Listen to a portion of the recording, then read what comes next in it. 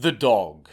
Man's best friend. The furry companion that has been at humanity's side for tens of thousands of years. From humble beginnings in the Ice Age, they have adapted to become mankind's cherished wee helper. From herding sheep to sniffing scents, guarding homes to screaming them down because a truck drove past.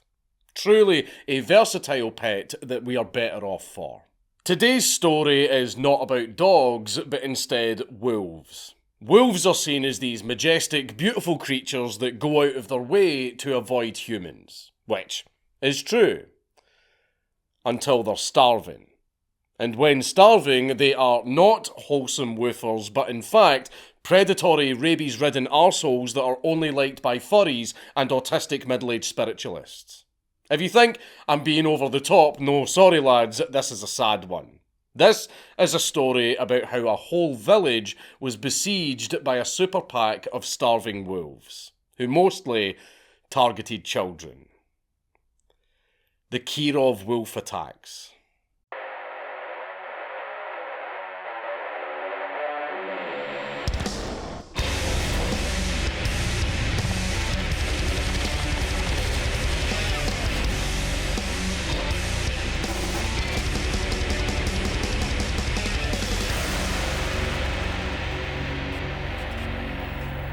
Please leave a like and a comment on this video because it really helps me in the algorithm.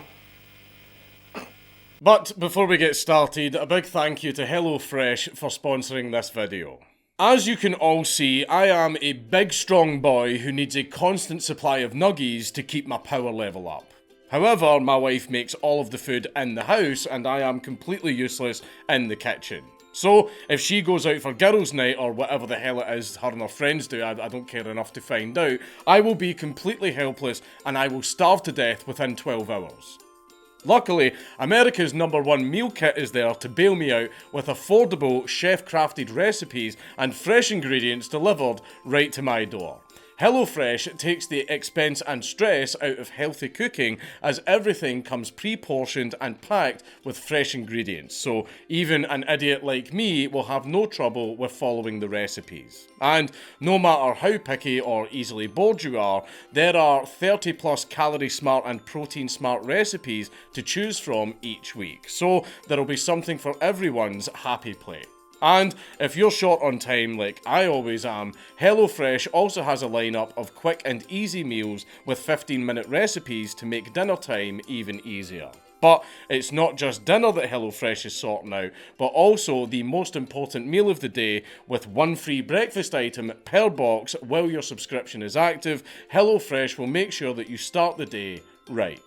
So, if you are hungry for a good deal and you want to support my channel while getting yourself some delicious meals, then click the link in the description box down below or use my code and get free breakfast for life.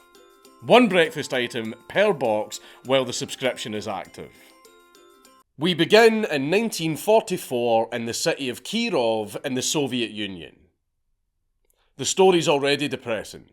Kirov, inside of the Kirov Oblast, is a small province in the southwest of Siberia, formerly known as Vyatka. Its most famous purpose throughout Russia's long history is a place to exile libtards during the Tsarist era, having been used as a place to dump undesirables all the way up to the 1910s, only for them to succumb to famine during the Russian Civil War and then a typhus epidemic.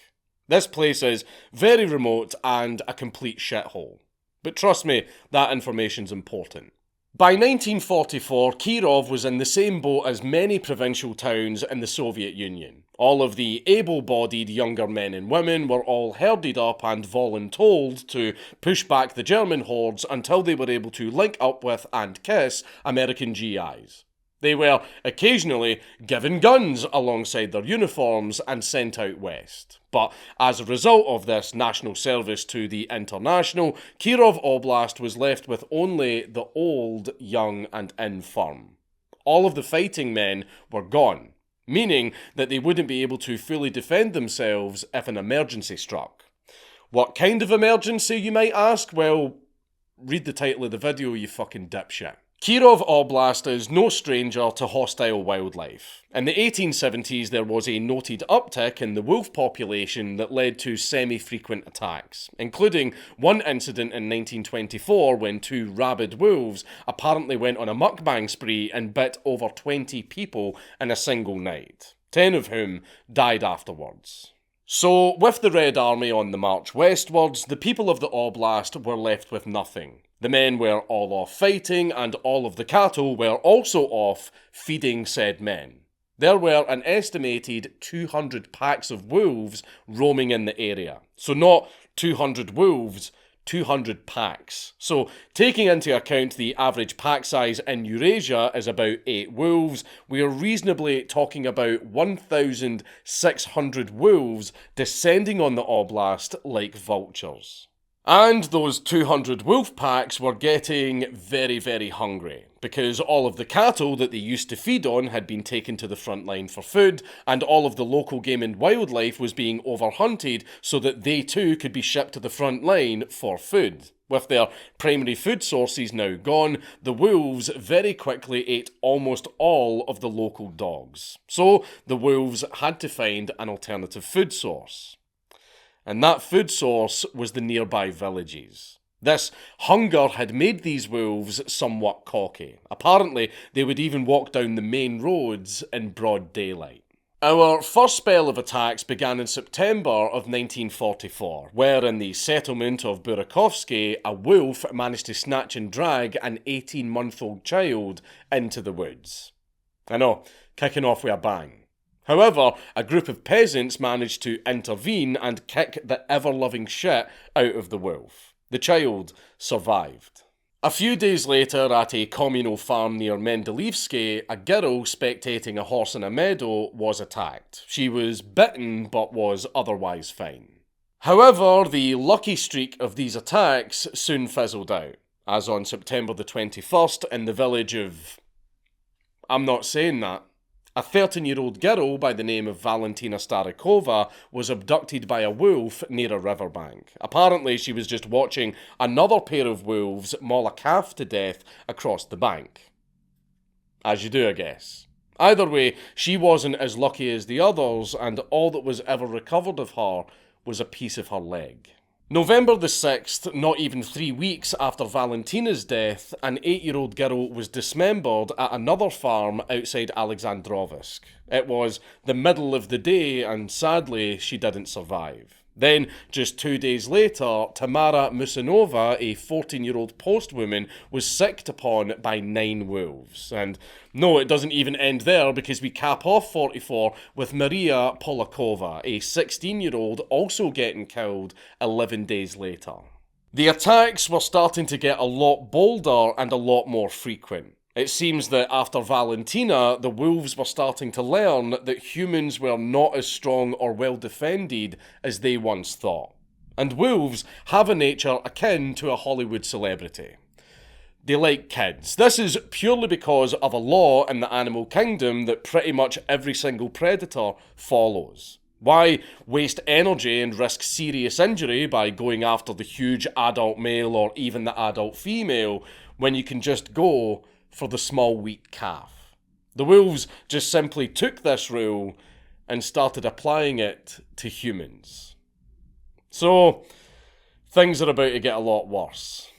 On April 29th, 1945, a child was again attacked by a wolf in... I'm still not saying the name of that place. But this time, it was 17-year-old Maria Bernikova, who was just relaxing in a field when she got nabbed by a wolf and dragged into the forest. Naturally, Maria wasn't exactly keen on this situation and did the smart thing of screaming frantically as a fucking wolf just rocked up and bit her. This was a smart move because everyone nearby came running to help her. The people gave chase and the wolf just kept on dragging her for about 50 metres, even at one point managing to drag her over a metre-high fence with the girl still in its jaws. When the wolf finally released Maria, he managed to drag her another 200 metres while being chased. As the crowd of villagers moved in to recover Maria and bring her to the hospital, the fucking wolf came back following them, disregarding all of the shouting and rocks being thrown at it so that it could still hunt Maria. Thankfully, Maria managed to get to a hospital and the wolf was chased off. Temporarily, because the fucking wolf had the gall to show up to the village several times afterwards, before settling for a lamb that he found in a field. So, of course, after an attack this brazen, someone finally started investigating deeper. This sleuth was a chap by the name of G.P. Kamensky, who made the super duper insightful comment that it might have something to do with the fact that all of the able-bodied hunters had all been sent away to die in a ditch in Pomerania. But also because all of the weapons that the villagers had were all donated to the central government to be used on the front lines. So there were no fighting men and no guns. Of course, now that they had identified the problem, they took swift action and managed to secure some firearms. So, on May the 1st, when 7-year-old Volodya Gorev got picked up and whisked away by his throat, the villagers were actually able to do something. And they fired off a warning shot. And since some wolves have learned that that's the bad sound that makes bad things happen, old Pucci dropped Volodya and ran off, leaving the boy in shock with some bruises and cuts, but overall fine. His jugular was only saved by the thick scarf that he was wearing. The wolves then seemed to retaliate by killing a 5-year-old in the village of Shirayevo. And to be quite honest, I don't want to rattle off all of the details, as I'm assuming you know exactly how that went down, but all I will say is that they found her partially eaten corpse floating down the river. I am really trying my hardest to make this video easy to listen to, or possibly even funny at points, but with so many dead children, I'm finding it pretty difficult. With the closing of 1945, World War II was at an end, but Wolf War I was still well underway, and in this chapter, man starts to strike back. Kirov's hunters had enough fun mangling German conscripts out west and got sent back home. So, when they found a pile of dead and maimed children, they did what anyone would do in that situation. And they said, "Ladies and comrades, I am calling for total wolf death." So they started hunting down and killing 560 wolves in 1946. There was no quarter given. No more of this, "I only fire a warning shot if I see them going near my sheep." No. Those days were well and truly over. The rule now was, all wolves on sight. The wolves retaliated in 1947, resulting in the deaths of 3 children alongside the maiming of 1 child and her mother. They were avenged by a team of specialists assigned to the area. Yes, the problem got so bad that specialists were sent in who cleared out the wolves thoroughly enough to make the NKVD blush. December 1947 saw the Romanian monarchy abolished, and a particularly nasty hound started walking around the village of Suna. Apparently, he just wandered down the main road, killing dogs and attacking people. He injured 13 people and, of course, killed a child. But he also killed an adult woman. When he was finally put down, he measured 138 centimetres in length. This lone wolf was described as extremely thin, and when they cut open his stomach, they found a tuft of woman's hair. 1948 was rather fucked. Between July and August, the NHS was created, and in Kirov, 9 more children were killed. It should surprise no one that the average age range was around 7 to 12 years old. And November the 17th saw 8-year-old Svetlana Tueva getting jumped and dragged away from her 2 school friends by 5 wolves. They dragged her for over a kilometre. And it's sad to say that she didn't make it and they only found her coat. Svetlana's situation is of note, however, for the fact that there was an adult present who, upon seeing 5 dire wolves rock up and yoink an 8-year-old, proceeded to climb up and hide in a nearby tree. There's cowardice and then there's that Looney Tunes shite. The 2 other girls ran back to the school and they were fine. Well, physically, at least. In 1950, 4 more children were killed and their average age was 3 to 6. By 1951, the UN Refugee Convention was signed.